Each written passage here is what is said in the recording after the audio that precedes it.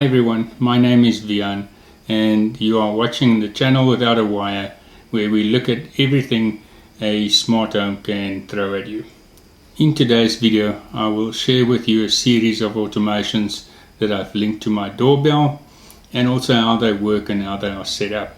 I will also share with you a new feature that Amazon released on their Alexa app, and where you can use customizations to use text as input for voice commands. I will also take you through some routines as well as explore why there's a time delay difference in some devices in your smart home.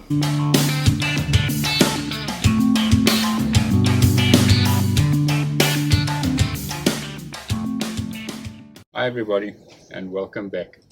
So this is the Ring doorbell second generation. The reason I bought this is because we are 8 tenants in this complex, and since COVID everybody started working from home, ordering in takeaways, deliveries, groceries, all that kind of stuff. And without the doorbell, the courier used to drive in and get on his router, and whoever comes out first would help the courier. That becomes quite annoying when you are on a conference call or studying or whatever. So I decided to phone up the landlord and ask if I can install one of these. I installed it, shared it with everybody, so everybody's got access to the notifications, to the videos, to the two-way communication, and everybody can deal their own deliveries now. And since I installed it, it also reduced the number of couriers stopping in front of the gate, getting onto their routers. That solved the problem for us, but I also did some automations in my house based on the doorbell.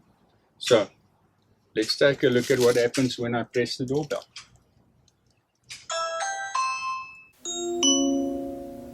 Someone is at the doorbell.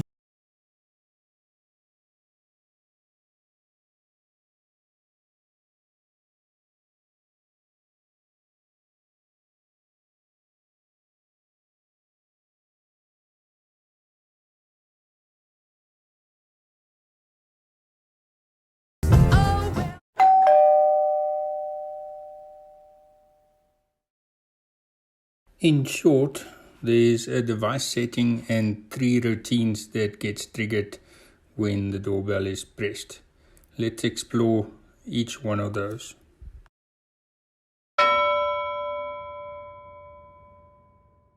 Get on over to your app, all devices, choose your doorbell, and there will see all the settings, motion announcement, doorbell press announcements.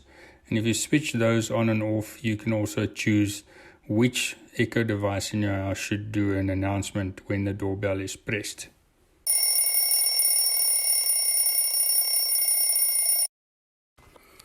So let's go into the routines menu in the app, and the 3 encircled routines on the screen right now are the 3 routines that is triggered by the doorbell. Let's explore the inner workings of each.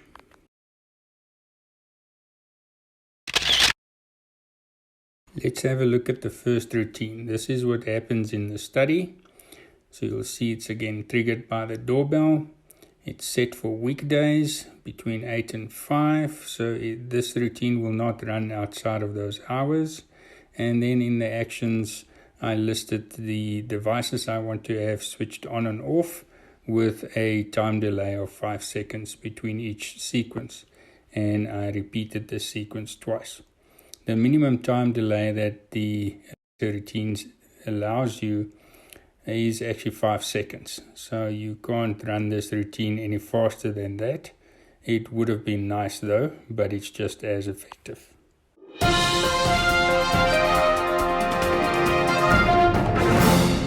Let's have a look at the second routine that is triggered by the doorbell. It's a fairly simple routine. It basically tells the Fire TV stick to navigate to the home screen, just waking it up. And then there's a text command that tells the Fire TV stick to show the doorbell camera on the TV. I'm quite excited about this one because this feature is fairly new, and it was quite complicated to get this automation right without this feature on the app. We'll explore this feature a little bit more later in the video. Let's have a look at this new way of setting up routines using text instead of a voice command. It starts off like a normal routine by clicking on the plus sign, give your routine a name, and then you go and you choose your trigger. In this case, it would be the doorbell as the trigger, and then you would need to specify your actions. Once you click on actions, you can scroll down to the bottom of the screen and go and choose the customized menu item at the bottom. In the customized menu, you can then type out the phrase of what you want it to do. Like previously, I would have had to use a voice command to activate this capability, but now you can actually use text. So this text will actually tell her to do whatever you want her to do, like shown in the little video insert. So this is an easy way of getting things done without having to use voice commands in the routines. And this brings us to our third and final routine.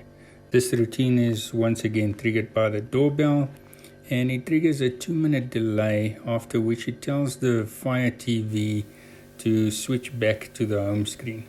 This is purely so you don't have the doorbell running and streaming a video constant, thus running down the battery. Let's look at the timing difference between the study lamp and the ceiling lamp when the routine is running.